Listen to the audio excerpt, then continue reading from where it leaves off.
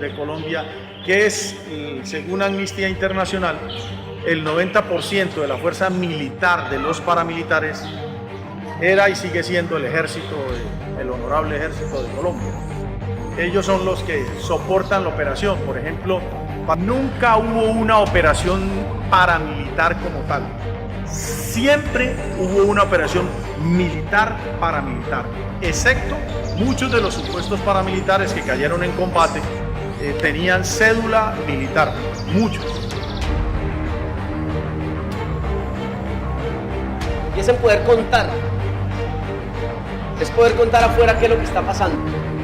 Porque se hace necesario. Si en Inglaterra no se cuenta todo lo que nos debe la BP, y no digo en términos de plata, todo lo que nos debe históricamente, pues nadie se va a sensibilizar de la situación y se van a sentir muy orgullosos de tener una empresa que es triunfante fuera del país haciendo plata y fortaleciendo la economía británica. Comenzando por la compañía Perenco, contrata a los mercenarios, igual que BP, tal y como Michael Aguilar lo ha expuesto. Esos mercenarios llegan, conforman el grupo paramilitar y ese núcleo de grupos paramilitares inicia la operación de seguridad para las compañías petroleras en las zonas donde están los pozos, en las zonas donde están los oleoductos y en las operaciones administrativas de la compañía en la región del Casanare.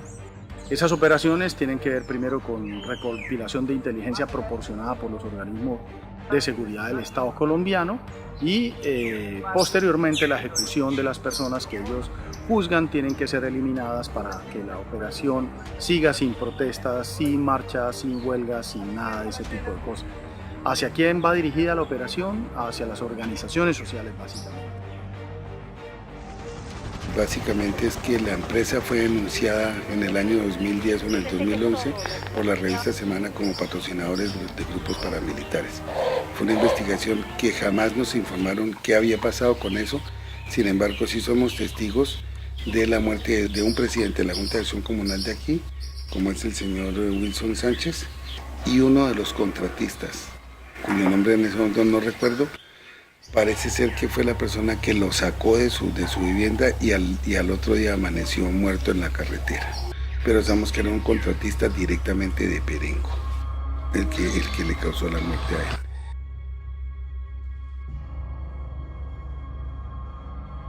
Como es el tema también de asesinatos selectivos, falsos positivos, desaparición forzada, tortura, señalamientos por parte de la fuerza pública, persecución, detenciones. Muchas personas fueron detenidas por el solo hecho de oponerse a los proyectos de la industria petrolera. Bueno, a la empresa se ha logrado documentar, y esto desde hace unas 2 décadas, cómo generaba pagos al ejército, cómo contrataba con empresas de seguridad como la Defense System, una empresa de mercenarios ingleses y israelíes y de otras partes del mundo, y cómo estas estrategias de seguridad, tanto con el Ejército Nacional como con estas empresas de seguridad privada, pues terminaron involucradas, ¿cierto?, en asesinatos como el de Carlos Arrigui, como el de otros dirigentes del Morro, del corregimiento del Morro, aquí en Casanare. Entonces, haya habido una posibilidad de encontrar esos pagos, esos recibos en los cuales la empresa le pagaba a estos personajes del ejército y a esas empresas privadas dineros que terminaron luego siendo usados para amedrentar, perseguir y en muchos casos el asesinato de dirigentes sociales, ¿no? Los paramilitares Autodefensas Campesinas del Casanare, al mando de Martín Llanos, ingresan al municipio de Receptor y desaparecen a mi familia, 7 familiares.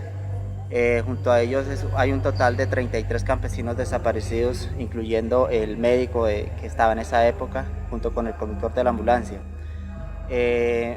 Las desapariciones surgieron a manos de los grupos paramilitares.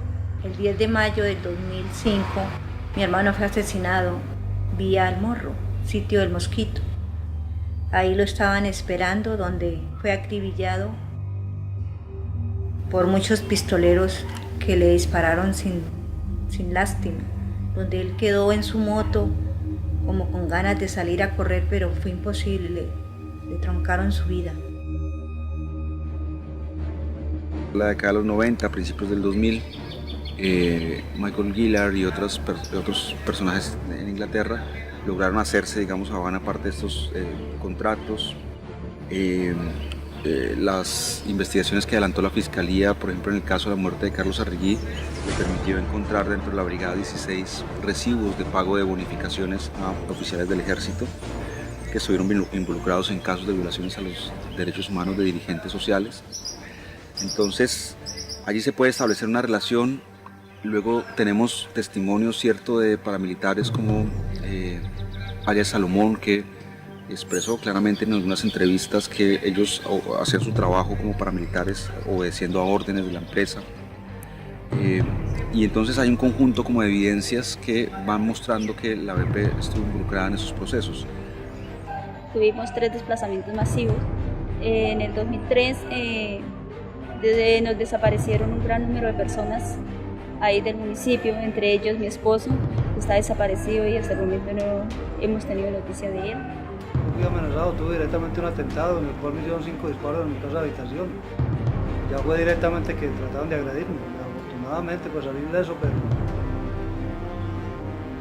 queda uno con muchas dudas porque los señores se identificaron como el Gaula y el Gaula es un organismo del ejército. He desempeñado cargo en la Junta de Acción Comunal como fiscal, presidente de la Junta, y me he desempeñado en diferentes acciones buscando siempre el beneficio de la comunidad.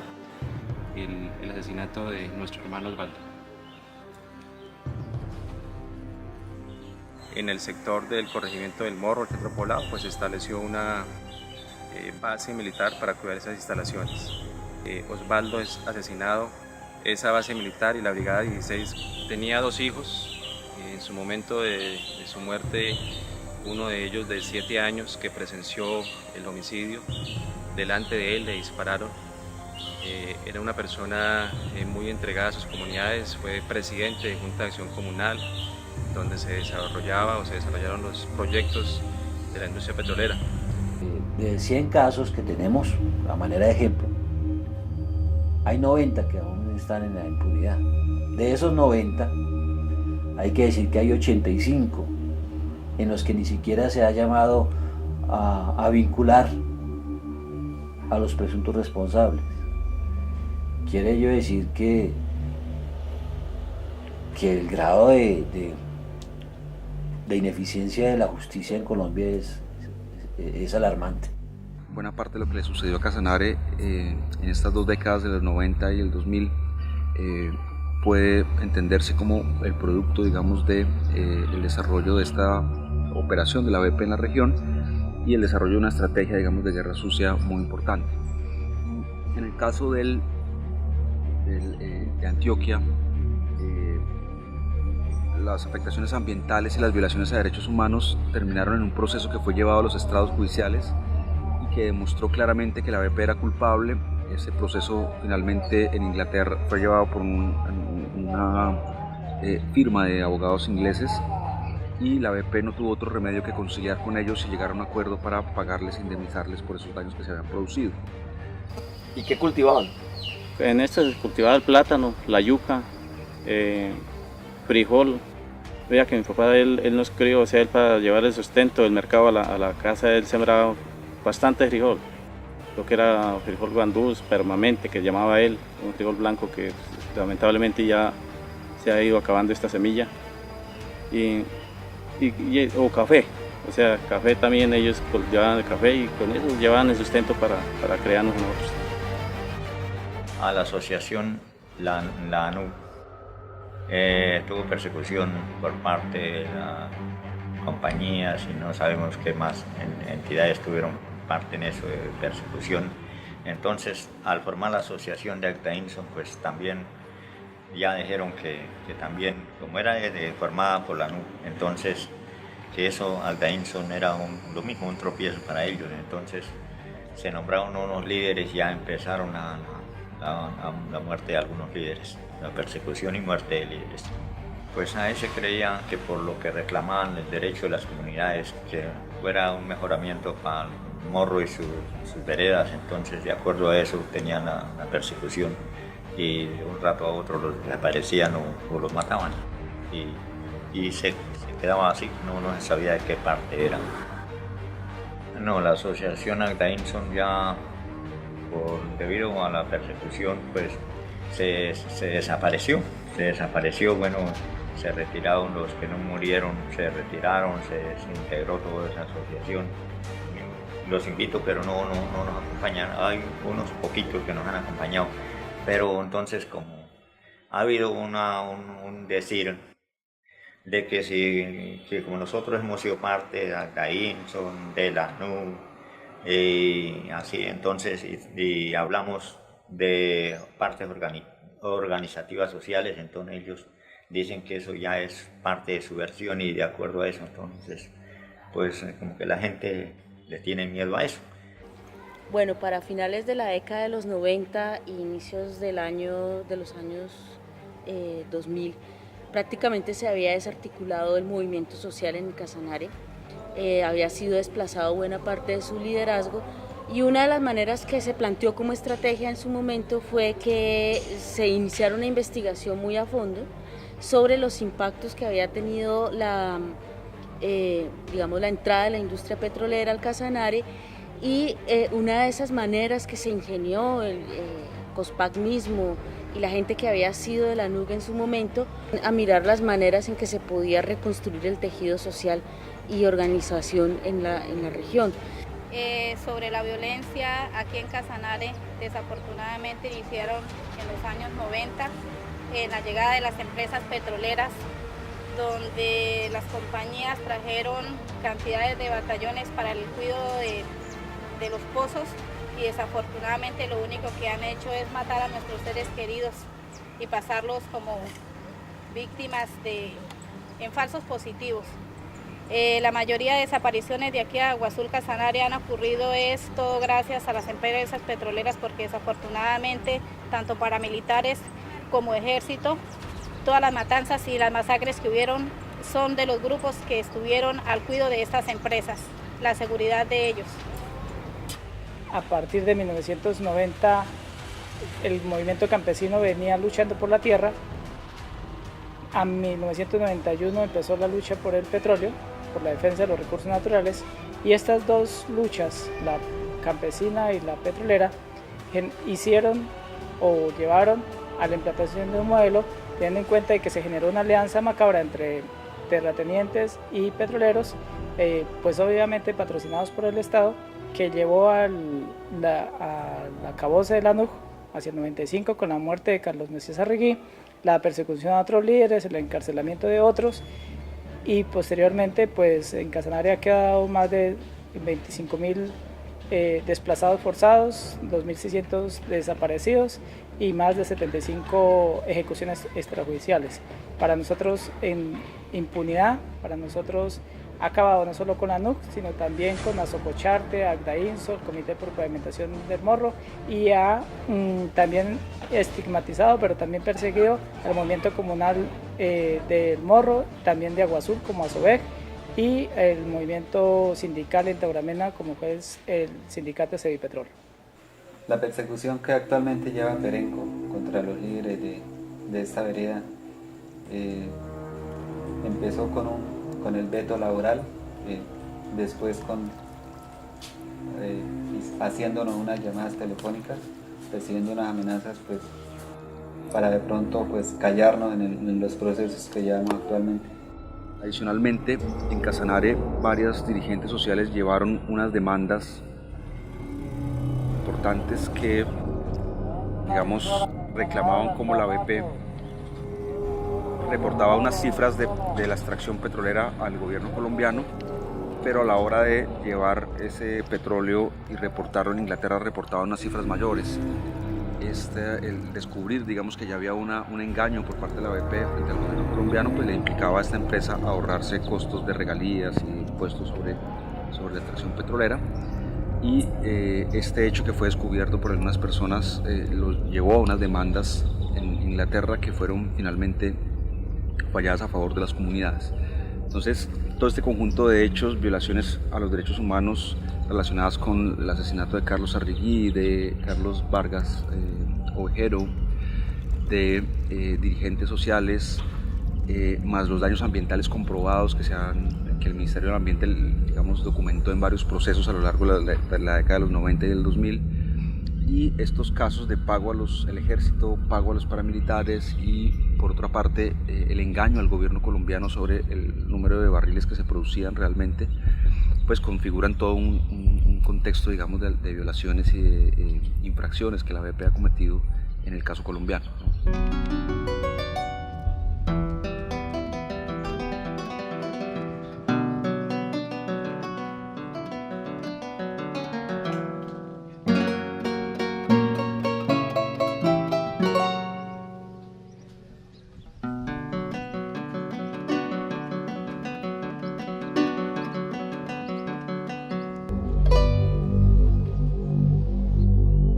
Daniel era el presidente de la vereda Los Chochos, hacía parte del comité cívico del Meta, era juez de paz.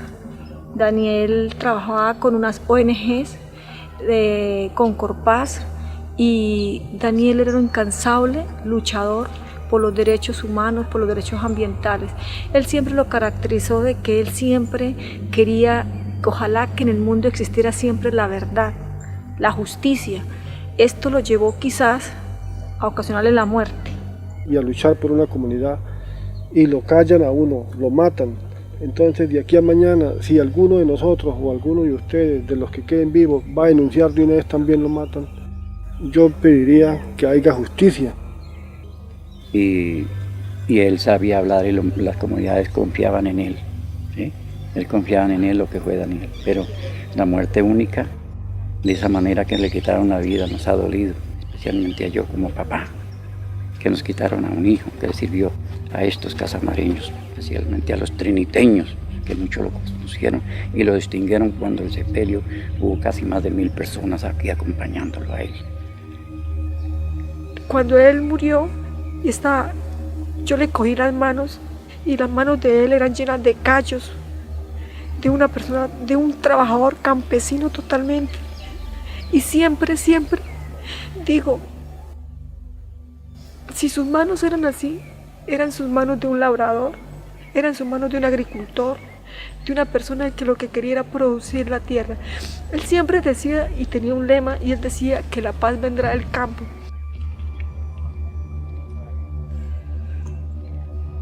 ¿Usted qué hacía con su papá cuando él lo llevaba a las reuniones? ¿Usted qué aprendió con él?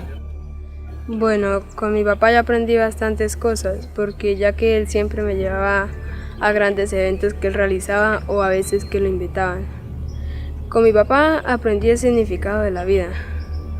Uno viene a este mundo a ayudar a las demás personas. Uno no debe ser egoísta con los demás que quieren vivir.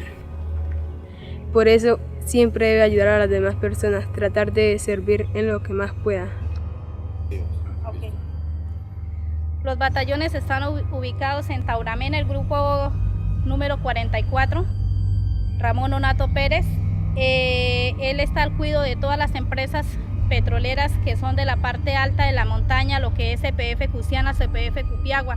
Desafortunadamente por esas partes fueron una de las partes donde hubo mayor índice de muertes de nuestros campesinos, donde lo dieron por guerrilleros dado de baja en combates, donde el mismo Estado fue quien masacró a nuestros seres queridos. Que lo que tiene que ver con el llamado a responder por cuenta del general Torres Escalante, es importante el solo hecho de que haya sido vinculado y fuera de eso su situación jurídica resuelta mediante detención, privación de la libertad, es de por sí un logro. Por lo menos las víctimas ven algo.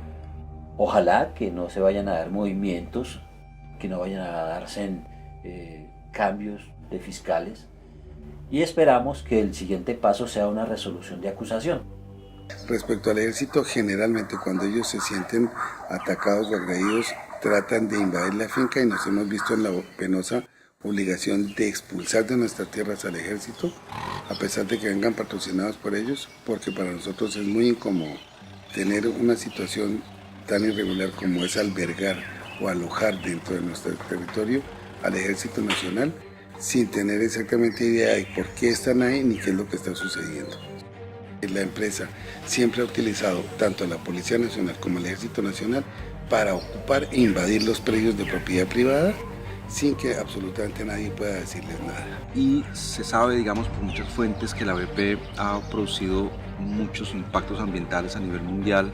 Solamente en Estados Unidos, en la década de los 90 y en el 2000, produjo más de 3.000 violaciones ambientales que han sido documentadas por los organismos de control ambiental en Estados Unidos.